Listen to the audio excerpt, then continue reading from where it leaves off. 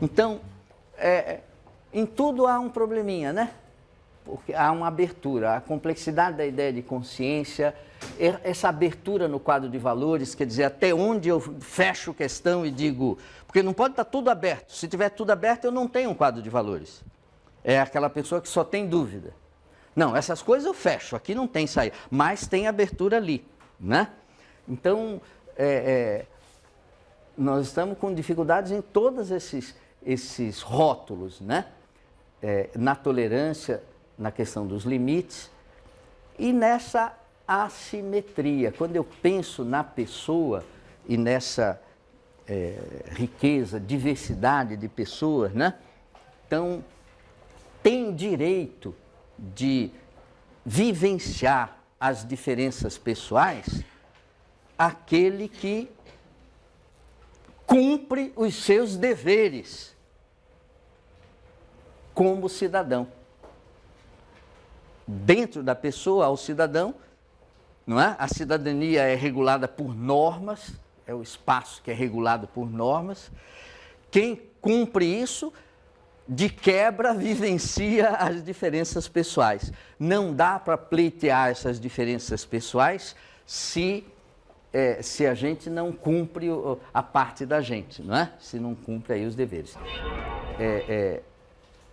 A assimetria ocorre nessa relação direitos e deveres. Nós vamos discutir isso um dia em especial, mas há deveres que são independentes dos direitos. Não é assim que eu negocio direitos e deveres né, de modo que há tantos por cento de direito, tantos por cento de dever e não sei o que lá. Não é um negócio. Eu tenho deveres como pessoa, como ser humano, né, como cidadão e digo, não, mas não estão garantindo os meus direitos, então eu não cumpro meus deveres. Não é por aí, né? A ética sucumbe totalmente. É o que rola quando se diz assim, mas rouba, mas todo mundo faz. Né? Isso é assimetria. E a assimetria está todo mundo roubando, mas não dá para roubar, não dá para continuar assim. Eu não roubo. Né? Isso é uma atitude assimétrica. A simetria na ética, no máximo, conduz à lei de Talião. No máximo. Qual é a lei de Talião? Olho por olho, dente por dente. Não é? Bateu, levou, bateu, levou, bateu, levou. Isso aí não há ética que sobreviva. Não é? A ética pressupõe a assimetria, pressupõe a dádiva, pressupõe o nível, assim, do perdão, que é o perdão, perdonar, é a doação mais perfeita, né? A maior doação que a gente pode dar, a coisa que a gente, quer dizer, de mais valor que a gente pode dar é um perdão, não é?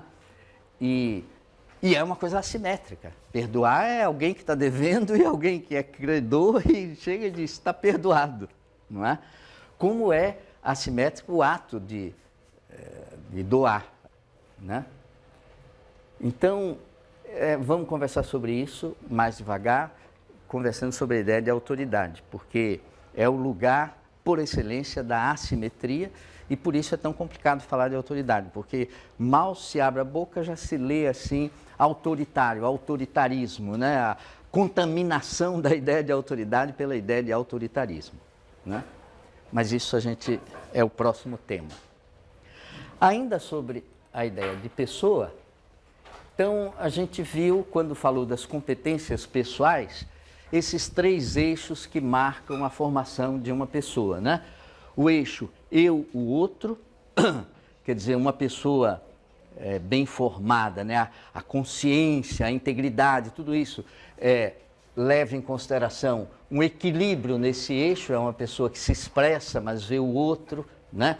Uma pessoa que analisa, mas sintetiza, abre, mas fecha, diástole, sístole, é o coração batendo, né?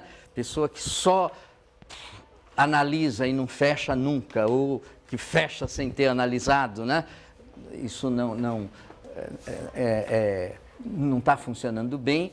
e a questão do concreto, da realidade concreta e da abstração que é o lugar do que a gente imagina, finge, né? O fictício, não é? A ficção que se faz a partir da realidade. Então, esses são eixos na constituição da pessoa. Pois bem, vamos falar agora dos desvios na ideia de pessoa, né? Porque é aquela questão da máxima latina, a corrupção do ótimo é o péssimo. Esse elogio da ideia de pessoa, quando a gente corrompe a ideia de pessoa, isso gera a maior desgraça, né? A máxima latina sutil é essa, a corrupção do ótimo é o péssimo. Você tem uma coisa maravilhosa, você faz de um modo tosco, a coisa não fica ruinzinha. Ela era maravilhosa e fica só um pouquinho ruim, não. O que é maravilhoso e é corrompido fica péssimo, não é? Então, todo o elogio da ideia de pessoa corre o risco de certos desvios, que aí vamos ver agora, desvios como, por exemplo, o individualismo.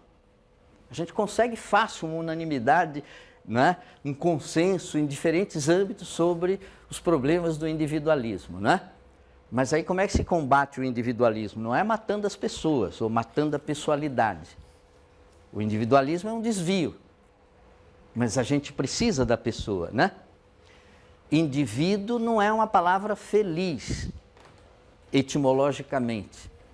Indivíduo significa o que não se divide. Isso é latim. Em grego, como é que é indivíduo? Átomo. Tomo, né, divisão, os tomos de um livro, né, de uma coleção, tomo, átomo, é o que não se divide.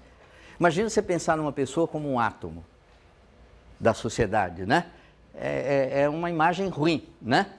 Então, indivíduo é uma palavra pobre, então se presta muito a esses desvios. O individualismo certamente é olhado como uma coisa ruim, né? Mas é preciso um certo cuidado, porque não é brigar por palavras, é brigar o modo como as palavras são usadas. Por exemplo, há um livro belíssimo do Norbert Elias, que se chama A Sociedade dos Indivíduos. É para ler de ponta a ponta, são ensaios que ele escreve ao longo de 50 anos da vida, não é? Entre os 39 e os 89, assim, ele escreve ensaios ao longo de 50 anos da vida, todos os ensaios sobre a relação eu-nós, ou o indivíduo e a sociedade.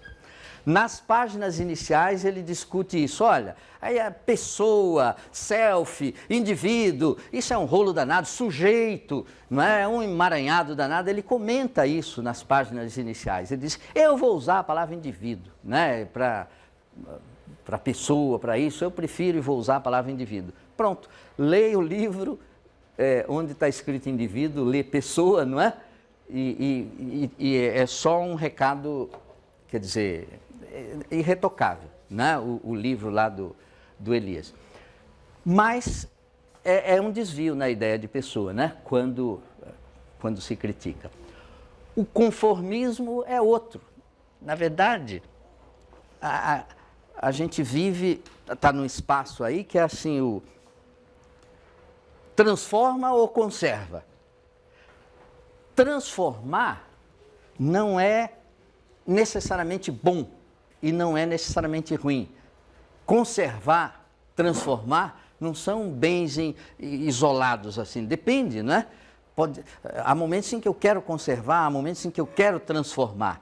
Agora, se conformar é necessariamente ruim. Você diz assim, eu até queria transformar, mas dá trabalho, viu? Não dá, deixa como está. Isso é o conformismo, né? Ou então está todo mundo querendo mudar, você diz, não, isso não devia mudar, isso eu acredito é bom, mas dá muito trabalho me opor a isso, né? Deixa, vai, muda, né? Isso é o conformismo. O conformismo é um desvio na ideia de pessoa. O excesso de análise muitas vezes leva ao conformismo. A análise não é uma capacidade analítica, uma marca da pessoa. Você fica analisando demais, de repente você fica paralisado, né? E se conforma. O bestismo é um desvio na ideia de pessoa, a mediocridade, a unidimensionalidade, a hipocrisia. Então, vamos falar rapidamente desses 6 desvios aí na ideia de pessoa. Olha, a exacerbação do eu, assim, é que é esse individualismo, né? É o eu, é um desequilíbrio nessa relação eu-outro. Por outro lado, a exacerbação do outro é a hipocrisia. É você nem lembra mais quem você é, que a sua vocação, né? Aquilo que... E você vive como se fosse o outro, você nem nem gosta de jogar bola, mas como você é parecido com o Ronaldinho, aí você, sabe, já faz uns comerciais, fatura uma graninha como o Ronaldinho, daqui a pouco você até acredita que é o Ronaldinho, né? E hipócrita, quem eram os hipócritas na Grécia Antiga, hein? Os hipócritas eram ladrões de papéis, porque o teatro era popular na Grécia, né? O teatro representava peça aqui, peça ali, peça acolá, está cheio de teatros e tudo, né? E a pessoa construía um papel para representar e um outro roubava, via aquilo ali, ia para outro lugar e copiava o papel e, né? E assim, esse roubo de papel quem fazia isso eram chamados hipócritas, quer dizer, representava o papel que era de outra pessoa. Era um papel construído por outra pessoa, né? Então é isso, é você viver imitando os covers em geral, né? Viver como se fosse um outro, né? Que é um desvio. Você pode dizer que a sua vocação você nasceu para imitar o outro, para ser o cover do outro, tudo bem. O excesso de análise, às vezes a falta de análise, mas de qualquer forma um desequilíbrio na análise é que leva ao conformismo. Em geral, o excesso de análise, você fica pesando tanto, né, por um lado, por outro lado, que você acaba não fazendo nada, né? E outras vezes, por falta de análise, você superestima as dificuldades e acaba não fazendo nada também, né? E o conformismo é um desvio da pessoa, a pessoa conformada. O excesso de síntese é que leva às simplificações, né? O Amartya Sen, a gente já se referiu a ele em aulas anteriores, aposta que a fonte de toda a violência no mundo resulta desse excesso de síntese na caracterização de uma pessoa, né? Você olha para uma pessoa, eu já falei isso aqui, não foi outro dia? No livro Identity and Violence, né? Identidade e Violência, ele diz, você olha para uma pessoa e diz, é um muçulmano, ferrou, não dá, é uma mulher, não dá para caracterizar uma pessoa por uma única dimensão, um único papel que ela representa, não é? É necessário ver a complexidade de uma pessoa, exige que você pense na multiplicidade de dimensões, na multiplicidade de papéis que ela representa, não é? Então é um desvio simplificar as pessoas e querer essas classificações. Olha, as políticas de cota tem o lado bom, tem o lado ruim, vamos discutir outro dia, mas pecam sistematicamente pela unidimensionalidade. Então, não é a única coisa a ser considerada, mas a unidimensionalidade está presente, forte, não é? Na fixação das cotas. E aí com todas as burlas que existem, né? De se julgar moreno e não sei o quê, e essas coisas, exacerbando assim o tamanho de certos papéis. O excesso o desvio assim da busca pelo concreto, com a simplificação da ideia de concreto, real, palpável, leva ao bestismo. O que é o bestismo? O bestismo é a filosofia que funda o livro do Guinness, dos recordes. Você quer ser the best, seja lá em que for, mas eu sou o melhor. Eu sou o que cospe mais longe do mundo, o cuspidor à distância, o maior cuspidor à distância sou eu. Está no Guinness. E daí? Né? No Nordeste a gente diz, isso é uma besteira. Besteira é isso, né? Mas o bestismo é terrível, né? é uma questão de querer ser o melhor, seja lá em que for, mas a ideia de valor tem que estar presente nisso, né? Porque a ideia de procurar o melhor sem valor, naquilo que não tem valor, né? Pode ser péssimo. É interessante que há uma ideia que na ética é fundamental, na ética, que é a ideia de perfectibilidade humana, que não pode ser confundida com bestismo, né? Há uma ética que se funda no seguinte princípio: minha ação, meu ato aqui é eticamente defensável, eu digo, foi correto do ponto de vista ético, ser e somente ser, né? Eu fiz o melhor que eu pude naquela situação, né?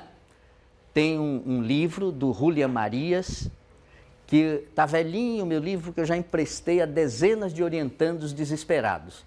Aquele que acha que não vai acabar o trabalho e não sei o quê. Eu falei, pega esse livrinho aqui, vai ler no fim de semana, depois a gente conversa. É um livro do Julian Marias que se chama Tratado de lo Mejor. Tratado de lo Mejor, do melhor, né? É um pequeno livro, se lê assim no fim de semana. E ele tenta fundar uma ética baseada assim nesse fato, quer dizer, em cada situação concreta eu tenho que fazer o melhor que eu posso e eu saio tranquilo, não é? Mesmo que eu responda bem, eu passei e tudo, mas eu não fiz o melhor que eu pude, isso eu não saio satisfeito, eticamente, não é? Dei um trocadinho aqui, eu dei um trocado, pronto, já esqueci disso, já foi. Mas você fez o melhor que você pôde, né? Não é dar o máximo, né? Mas foi o melhor que você pôde fazer nessa situação, né? Livrinho do Julian Marias, Tratado de lo Mejor, se acha, né? Bom, então o bestismo é um desvio. A pessoa querer ser sempre o protagonista, mesmo que seja numa porcariazinha, mas eu que mando, eu sou o protagonista, né? Quando, na realidade, uma pessoa bem formada, ela desempenha múltiplos papéis e ora é protagonista, ora é coadjuvante, ora é figurante. Figurante, é muito importante o figurante, não é? Figurante pequeno, mas você dá a sua colaboraçãozinha ali, não é? E você não pode se legitimar assim como pessoa exclusivamente nos momentos em que você é protagonista, né? Protagonismo é circunstancial. Agora, o primar pela perfectibilidade na representação do papel que lhe cabe, isso é permanente, isso não é circunstancial, né? Bom, e por outro lado, o abstrato, quer dizer, que é fundamental para a gente não ficar amarrado no concreto, a abstração, mas a abstração não é fim, a abstração é meio. Eu não quero fugir do concreto e viver no abstrato, não quero isso, isso é desvio. Eu saio do concreto para o abstrato, abstraio coisas, extrapolo coisas, né? Mas querendo mudar o concreto. O concreto não me satisfaz do jeito que está. Aí eu idealizo coisas, não é? Eu saio do facto e vou para o ficto, o imaginado assim, né? O fingido, o imaginado, para realizar. Porque se eu permanecer no abstrato, é que eu parei no meio, né? Porque a abstração é meio, não é fim. Se eu permanecer no abstrato, eu parei no meio. Tecnicamente é o que se chama mediocridade. Parar no meio. Tinha um fim, eu esqueci qual era, eu parei no meio. Aí o que era para ser meio virou fim. Um exemplo mais popular é você trabalha, ganha dinheiro, mas ganhar dinheiro não é o seu fim. Você quer fazer coisas na vida, né? E para isso você tem que trabalhar, ganhar dinheiro, tem a família e não sei o quê. Ganhar dinheiro é um meio. Aí chega um momento em que você diz, não, o que eu quero mesmo é ganhar dinheiro. Meu fim é ganhar dinheiro. Então você pode ser muito bem sucedido e ganhar muito dinheiro e será uma pessoa medíocre. Medíocre com muito dinheiro. Mas medíocre no sentido de que você está parando no meio. Para que esse dinheiro, né? Não, sei lá, eu estou ganhando dinheiro. Essa é a mediocridade, não é? Há um livro muito bonito, velho, mas atual, velho assim, do início do século XX, mas um livro interessantíssimo de um argentino chamado José Engenheiros, José Engenheiro, né? Que era médico e escreveu um livro que se chama O Homem Medíocre, no início do século XX. O Homem Medíocre.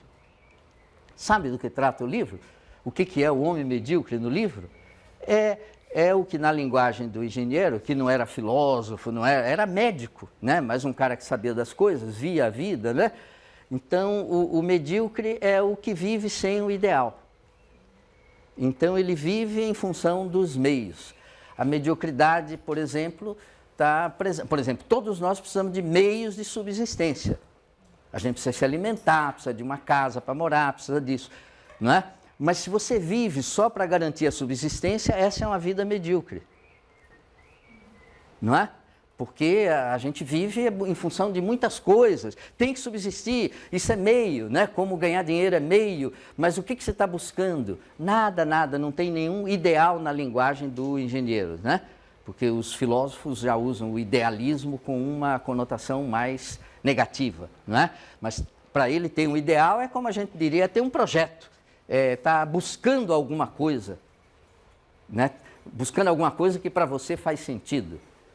E ele diz, olha, quem não vive por isso, a vida é medíocre. E a mediocridade é frequente nesse desvio de você parar na abstração, não é? Ficar nesse estágio aí intermediário.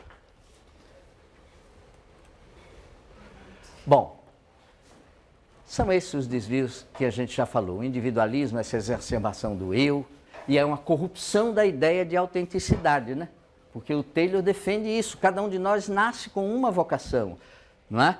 E busca explicitar, entender para que a gente está aqui, né? Mas a corromper essa ideia de autenticidade é que é ficar no individual, no eu. O conformismo, essa exacerbação na análise, dificuldade de sintetizar, o protagonismo a todo custo, a concretização sem valor, que é o bestismo, tudo já foi falado, a unidimensionalidade, a caricatura da pessoa na redução a uma dimensão, a hipocrisia, que é a anulação do eu e viver como se fosse o outro. E é isso. Agora, então, juntando isso, a gente vê como elementos inegociáveis assim na pessoa, a consciência, não é? A aposta no significado, que é a fuga da mediocridade, a complexidade, que é a fuga da unidimensionalidade. Quer dizer, a vocação, descobrir para que você se sente vocacionado é que é o antídoto da mediocridade, é ter um projeto de vida, né? Tá buscando uma coisa, ter um ideal, né? Isso é a ideia de vocação. A consciência é o antídoto do conformismo, quer dizer, eu tenho transformar, tenho conservar, e eu tenho a consciência como elemento para distinguir. Tá bom, eu não vou conseguir mudar agora, eu vou me preparar para isso, mas com consciência, simplesmente se conformar à situação, assumir que a forma da situação é essa, eu quero mudar, mas não dá, e tudo desistir, que é o conformismo. O bestismo é você, né, fazer coisas que não têm significado, né, mas eu sou o melhor nisso, apesar de ser uma bobagem. A complexidade é o antídoto da unidimensionalidade. A integridade da pessoa é o antídoto da hipocrisia, de viver como o outro, não é? E a autenticidade como antídoto do individualismo.